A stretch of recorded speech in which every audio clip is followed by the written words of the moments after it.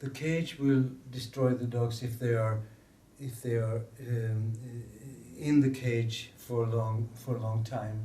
You know, like 5 minutes, 15 minutes. That's okay, because some dogs like the cage because it's quiet and it's like a little den.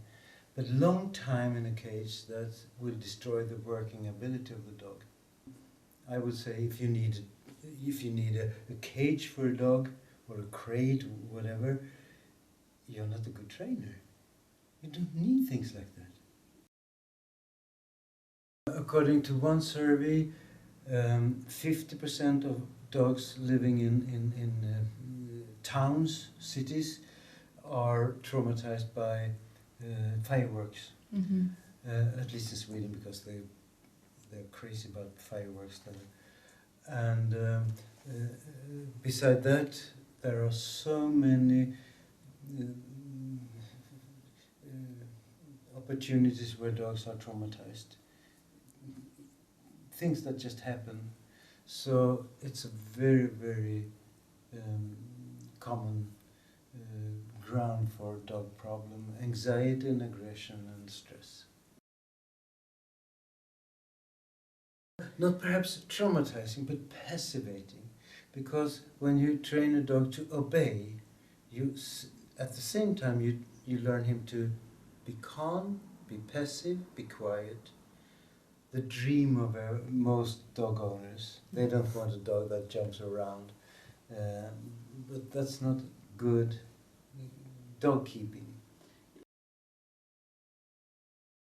It's not really needed, but sometimes some obedience is on the good side.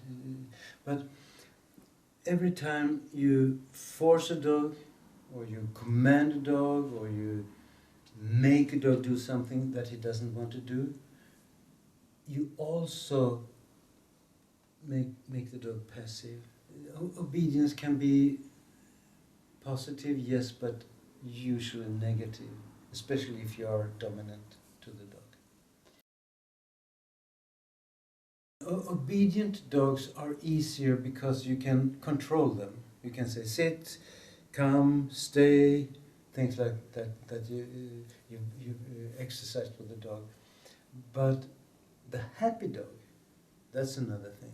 The happy dog is not the obedient dog, and you can make a dog obedient and keep him happy by mental activation and by soft training. So you can reach the same goal, a happy but obedient dog, in different ways.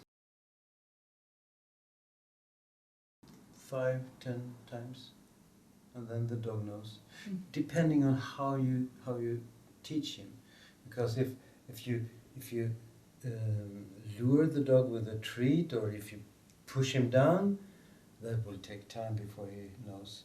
But if you say you want this treat, and you wait until he figures out how to get the treat by sitting down, then 5 minutes. They are extremely intelligent people. And you can teach them not to think by being dominant and authoritarian. But if you let them think, they will develop things that you hardly can dream about. I told on the seminar about this border collie that developed by herself. What she thought she was doing, she put her neck on the wheelchair of her disabled owner, and she thought she was pushing the wheelchair. She found it out herself. Things like that most dogs will develop if they are allowed to. It's so easy. It's just you cannot go the usual German Shepherd training way. You have to think like, how could I teach my cat to do that and that and that? It's not hard, but you have to think in another direction. So let's say you have this untrainable dog. use food, treats, or something that will motivate him, because learning is all about motivation. It's possible, unfortunately. Many of these dogs end up to be killed before their time.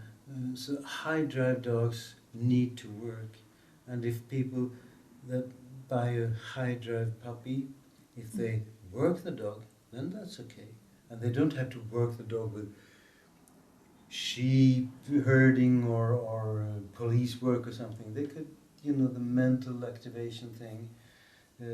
That's what these dogs need.